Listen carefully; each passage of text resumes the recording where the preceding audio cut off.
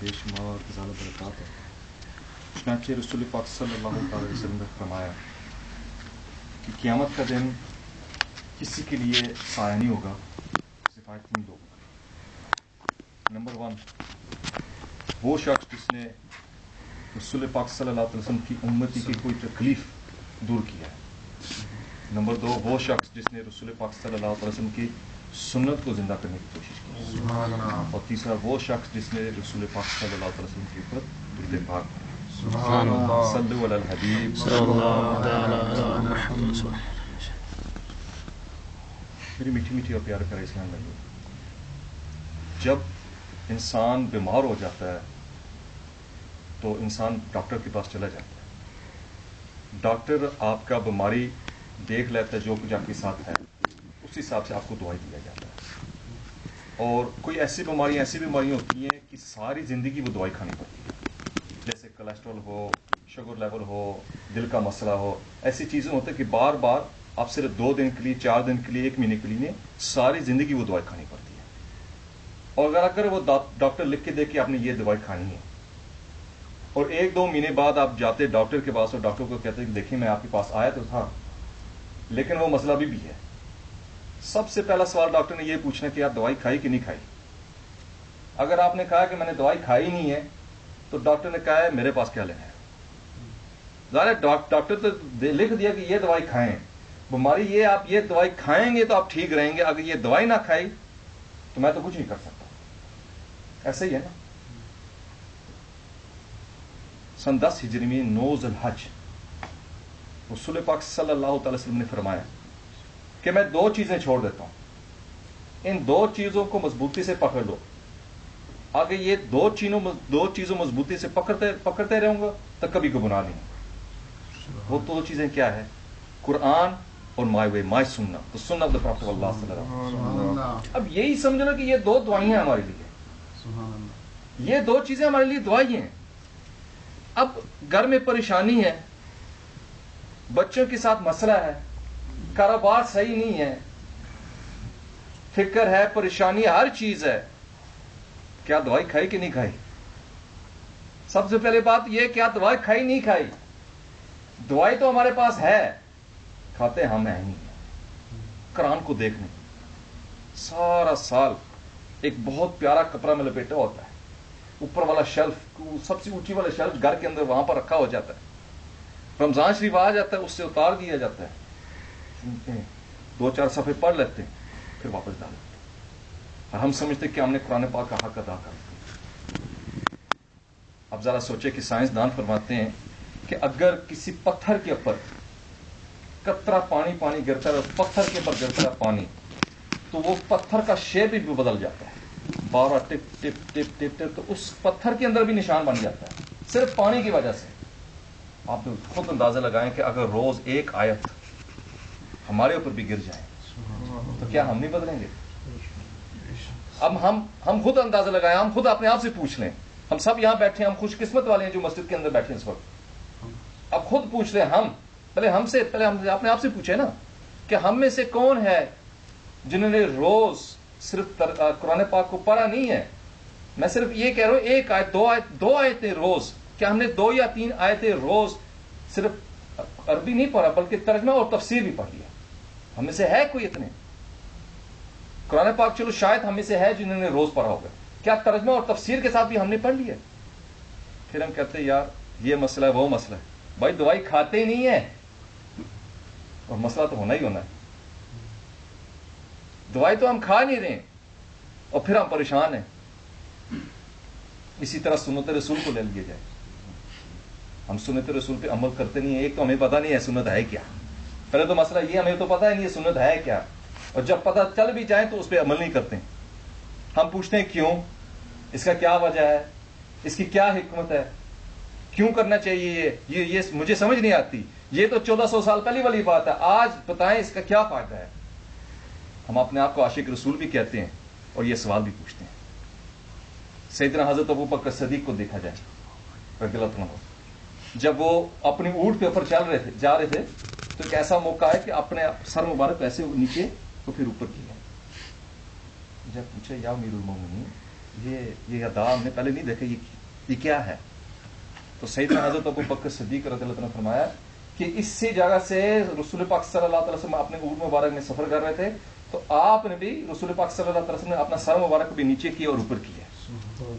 اور جب پوچھا گیا، جب بتایا گیا کہ یا امیر المومنین، اس وقت یہاں پر ایک درخت تھا، درخت کا برانچ جو تھا نا، بار، وہ ایسا بار تھا، تو اگر رسول پاک صلی اللہ علیہ وسلم اپنا سر مبارک نہ نیچے کرتے تو وہ برانچ اپنے امامت شریف پہ لگ جاتا. تو اس لیے رسول پاک صلی اللہ علیہ وسلم نے جھکایا ہے تاکہ وہ برانچ جو نا لگے نہ. لیکن سیدنا حضرت ابو بکر صدیق رضی اللہ عنہ نے فرمایا کہ مجھے تو نہ بتایا یہ گیا تھا کہ وہ درخت ابھی ہے ہی نہیں ہے، یا کئی روایتوں میں یہ ہے کہ درخت ابھی بہت بڑا ہو گیا تو وہ برانچ بھی اوپر چلا گیا. تو سیدنا حضرت ابو بکر صدیق رضی اللہ عنہ نے فرمایا کہ مجھے تو اس کی کوئی غرض نہیں ہے کہ برانچ ہے یا نہیں ہے، درخت ہے یا نہیں ہے، مجھے یہ اتنا ہی پتا چل گیا کہ رسول پاک صلی اللہ علیہ وسلم نے یہ کیا ہے اور میں کروں گا. سبحان اللہ. اب کیا لاجک ہے جی؟ ہم کہتے ہیں یہ وجہ کیا ہے، حکمت کیا ہے، کیوں کریں، مجھے بتایا اس میں کیا فائدہ ہے. یہ تو سیدنا حضرت ابو بکر صدیق رضی اللہ عنہ سے پوچھا جائے کیا فائدہ ہے. سیدنا حضرت عثمان غنی رضی اللہ عنہ سے پوچھا جائے، جب مسجد کے باہر سٹیپس میں بیٹھ کے آپ گوشت کھا رہے تھے، جب پوچھا گیا کیوں، تو آپ بتاتے کہ رسول پاک صلی اللہ علیہ وسلم نے اسی جگہ میں بیٹھ کے گوشت کھائے. کیا حکمت ہے؟ What is the logic? Logic تو ہے ہی نہیں ہے. جو عاشق رسول ہیں ان کے اندر لاجک آتی ہی نہیں ہے. وہ پوچھتے ہیں کہ یہ سنت ہے، چاہے ایک دفعہ رسول پاک صلی اللہ علیہ وسلم نے زندگی میں کی ہے تو ادا کرتے ہیں. ہم کہتے ہیں یار کیوں، کیا وجہ، کیا حکمت؟ پھر وہی بات آتی ہے، دوائی کھاتے نہیں اور ہم روتے رہتے ہیں. دوائی کھاتے ہی نہیں اور روتے رہتے ہیں. بھائی دوائی کھا کے تو دیکھ، دوائی کھا کے تو دیکھ، تو پھر پتہ چلے نا. اب سنت رسول پہ پھر واپس آ جائے، یہ ایک بہت پیاری سنت ہے. اب یہ بھی لوگ پوچھتے ہیں یار اس کا کیا فائدہ ہے؟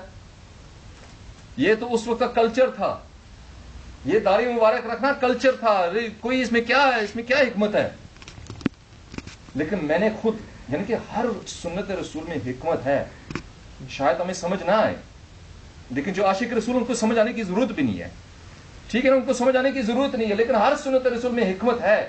شاید ان کو نہ سمجھ آئے، لیکن میں سمجھتا ہوں، میں اپنے ذاتی بات کر رہا ہوں کہ یہ جو سنت رسول میں، اس میں مجھے کچھ سمجھ آ رہی ہے. اب ذرا اندازہ لگائیں کہ جب یہ آپ کے چہرے مبارک پہ ہے، یہ سنت رسول جو ہے نا، یہ جب چہرہ پہ ہوتا ہے نا، ابھی تو کوئی آپ کو شراب کھانے کی دعوت نہیں دیتا، آپ کے چرس افیم بیچنے کی کوشش ہی نہیں کرتا، کوئی آپ کو غلط جگہ لے کے جانے کی کوشش ہی نہیں کرتا، کوئی سنیما کی دعوت نہیں دیتا بھی. اب جب یہ آپ کے چہرے پہ ہے نا، مسجد کی دعوت، 11ویں شریف کی دعوت، محفل میلاد کی دعوت، یہ ایک شیطان کے سامنے ایک ہتھیار ہے. شیطان کو دور کرنے کے لیے، اب شیطان دیکھے گا یار ابھی تو میں نے کلب میں نہیں بلا سکتا ہوں، میں بھی شراب نہیں دے سکتا اس کو. آپ نے شیطان کو پریشان کر دیا جب یہ آپ نے چہرہ پہ رکھ دیا. یہ ایسا پیارا سنت ہے. لیکن ہم کہتے ہیں یار اگر یہ میں نے رکھ دیا نا، یار قوم والے کیا کہیں گے، دفتر میں کیا لوگ کہیں گے میرے بارے میں، کیا منہ دکھاؤں گا ان کو. وہ پوچھیں گے یار آپ تو یہ ہو گیا، آپ تو مولانا ہو گیا، آپ تو مولوی ہو گیا، آپ یہ ہو گیا، فلان ہو گیا. ویسٹ میں تو اور باتیں ہیں، آپ تو ٹیررسٹ ہو گیا، فلان ہو گیا، تنہان ہو گئے. ہم لوگوں کی باتوں سے ہم ڈر رہے ہیں. قیامت کا دن جب رسول پاک صلی اللہ علیہ وسلم ہمارے سامنے آئیں گے، ہم کیا منہ دکھائیں گے؟ سنت سے ہمیں دور. اسی طرح اگر ہم 4 ہفتے چھٹی بک کر لیں اور باس کو کہتے ہیں بھائی میں تو حج پہ جا رہا ہوں، ہم ڈر کے کہتے ہیں یار اگر ہم باس کو میں حج پہ جاؤں، I'm going on the pilgrimage to مکہ اور مدینہ، وہ کہیں گے یار یہ کیسا بندہ ہے، یہ ہے وہ. تو کئی لوگ ایسے بھی ہوتے ہیں 4 ہفتے کی چھٹی بک کر کے کہتے ہیں میں ہالیڈے پہ جا رہا ہوں، میں پاکستان جا رہا ہوں، میں انڈیا جا رہا ہوں. حقیقت یہ حج پہ جا رہے ہیں لیکن ڈر کے مارے بتاتے نہیں ہیں. اور کئی لوگ ایسے بھی ہیں کہ مالی طور پہ دیکھیں گو آن دا حج، فزیکلی دیکھیں گو آن دا حج، پھر بھی نہیں جاتے. ایک حدیث مبارک ہے، رسول پاک صلی اللہ علیہ وسلم نے فرمایا کہ جو شخص مالی طور پہ اور صحت ان کی اجازت دیتی ہے حج پہ جانے کے لیے اور حکومت ان کو روکتا نہیں ہے، وہ شخص اگر حج جانے سے پہلے مرے، چاہے عیسائی مرے یا یہودی مرے، اس میں ایمان جانے کا خطرہ ہے. اب ہم تو ویسٹ میں آ گئے ہیں، اس ملک میں آ گئے ہیں، ناروے آئے، یو کے میں آزاد بھی آئے. الحمدللہ ان ملکوں میں کیوں آئے؟ پیسے کمانے کے لیے آئے نا. اس پیسے کے ساتھ ہم کیا کرتے ہیں؟ سب سے پہلے تو یہ ہونا چاہیے کہ ہم حج پہ چلے جائیں، لیکن نہیں، پہلے وہ کوٹھی بن جائے، پہلے وہ زمین لے لیں، پہلے وہ بنگلہ بن جائیں, پہلے گاؤں میں سب سے بڑا کوٹھی میرے پاس ہونا چاہیے, پھر بعد میں دیکھی جائے گی. یہ ساری چیزیں آگے آ جاتی ہیں, پھر بچوں کی شادی آتی ہے, پھر وہ بہنوں کی شادی آتی ہے, پھر یہ ہوتا ہے, پھر وہ ہوتا ہے, ساری چیزیں آگے آ جاتی ہے. اگر لائن میں کوئی جگہ ہے تو سب سے آخر میں کہیں حج کا لکھا ہوتا ہے. پھر وہی بات ہے, دوائی کھاتے نہیں ہیں اور بیمار ہوتے ہیں. اب یہ جو حدیث پاک ہے کہ یہ دو چیزیں ان کو مضبوطی سے پکڑ لینا. Keep hold of these two things and you will never go astray. اس میں اپنا ذہن میں ڈالو کہ یار میں دوائی کھاتا ہوں یا نہیں کھاتا ہوں, اور پھر آپ نے آپ کو آزمائیں کہ یار میں دوائی تو کھا نہیں رہا ہوں, میں کس منہ سے ڈاکٹر کے پاس جاؤں کہ بیماری تو ابھی بھی وہی ہے. میں کیسے ڈاکٹر صاحب کو کہہ دوں, اللہ عز و جل کے سامنے میں کیسے کہوں کہ یا اللہ یہ میرے لیے پریشانی ہے, یہ میرے لیے پریشانی, یہ مسئلہ ہے. پہلے تو اپنے آپ سے پوچھو تو دوائی کھاتے کہ نہیں کھاتے. I pray to Allah Azza wa Jalla for sending from me, Allah Azza wa Jalla forgive me. And I pray to Allah Azza wa Jalla کہ اللہ Azza wa Jalla ہمیں توفیق دیں کہ یہ دوائی جو ہے یہ ہم کھائیں, اپنی زندگی میں امپلیمنٹیشن کریں تاکہ اس سے ہم فائدہ لیں. آمین بجاہ النبی. صلو علی الحبیب.